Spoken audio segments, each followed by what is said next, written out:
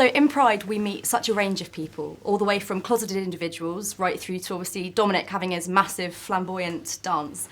Was that a happy coincidence having all these different characters to base people on, or did you always really want to have people of a massive spectrum?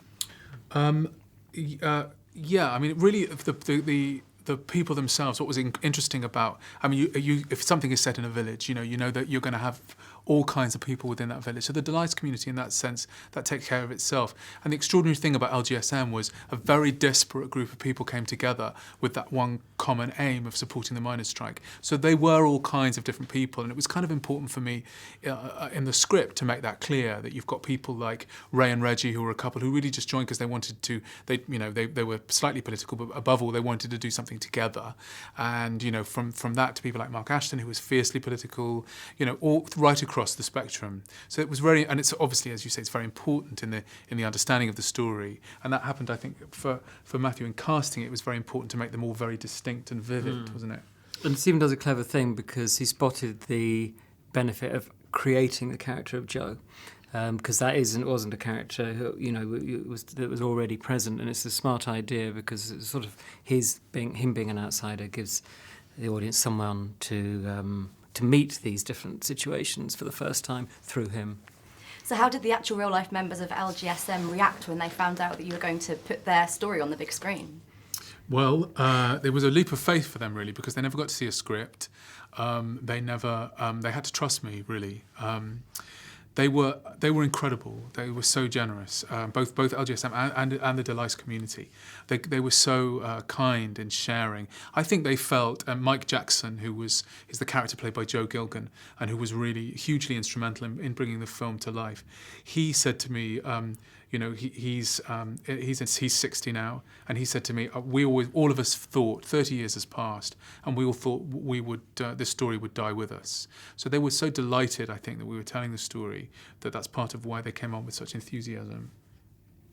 And I've heard that 80% of their story is true. Yes. So what is it that we can expect, what the audience can expect to see that's maybe a bit fabricated or has been obviously built to make it a more different? It was a bit casual, that statistic. Somebody may have said, well, it's become a sort of like scientific thing. Let's be clear, it's kind of about that. I don't know, it's hard to say. Sure. A couple of things had to be shoved around. I moved certain events into different places, and Joe, for example, is a fictional character. Maureen is a fictional. There are a few fictional characters, but generally, the reason the film works is because it's rooted in truth.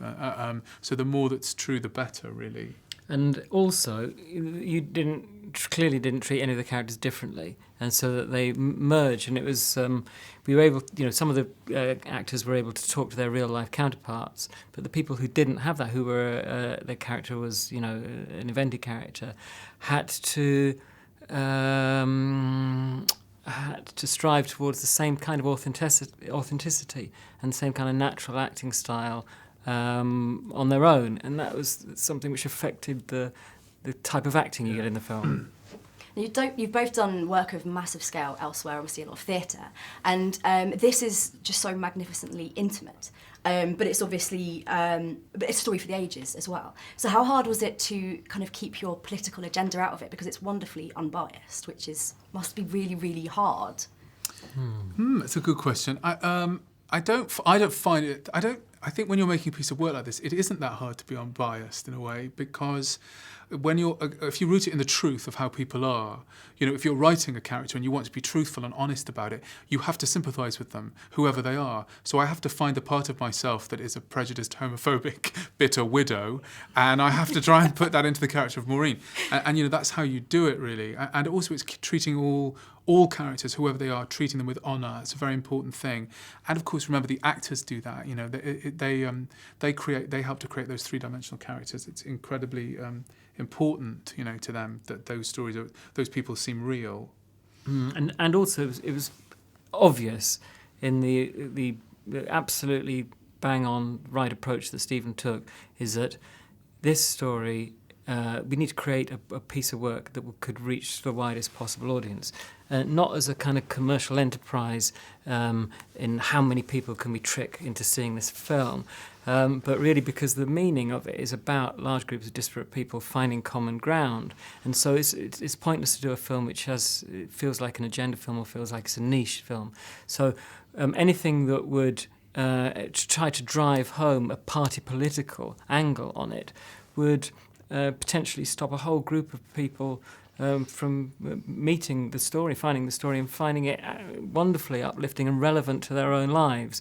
And so that wasn't in the script, none of that was in the script, and without being just sort of banal, and I wanted to make it a film with passion and fervour, for really caring urgently about human beings and how we affect each other, which is a massively political subject. But none of us wanted to get bogged down in the agendas of party politics or particular sort of partisan arguments or pressure groups or anything like that. It's really it's about humanity.